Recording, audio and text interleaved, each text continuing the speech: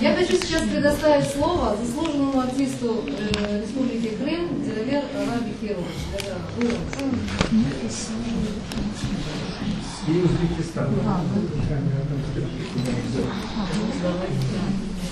Я, в общем-то, все знаю, я уже видел, читал, занимался актером, ну и кое-что узнал.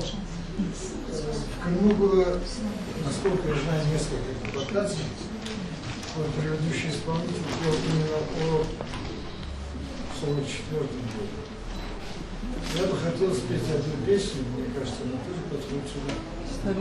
Депортация, которая была раньше, а вот еще вторая, еще раньше.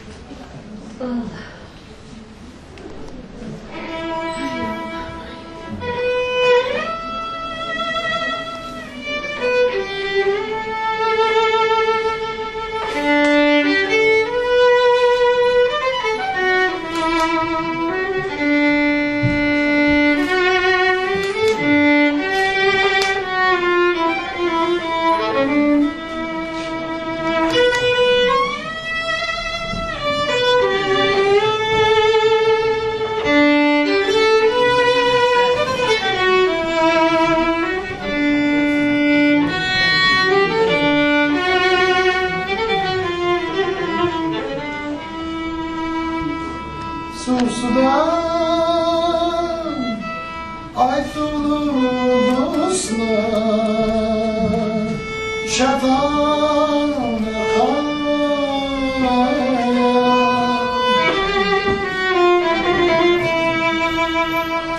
canlar sünger koyunuz dostlar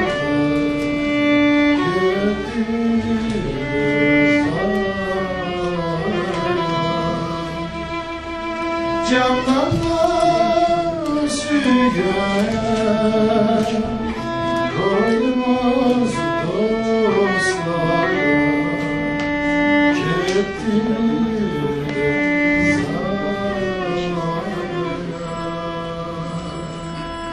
paraxodga minerik dostlar mabrat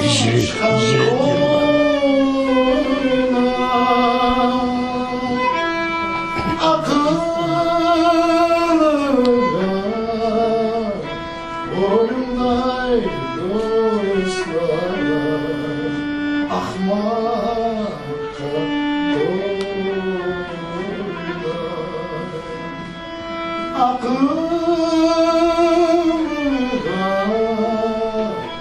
oyunday dostlar, ahmakka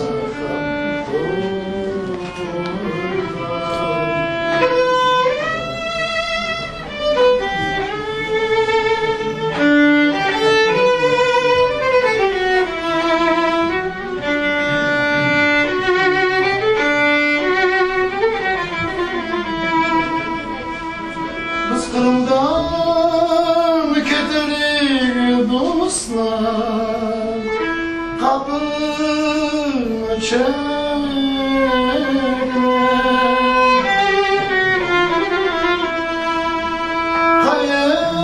hayallerde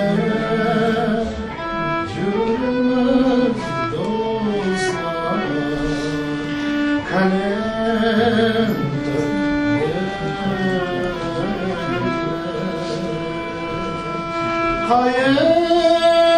hayallerde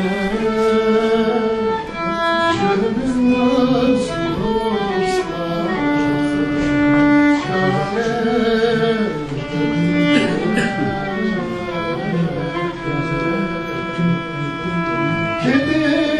kedicikimiz kolunda ey yar aytır darpamış aytır döcük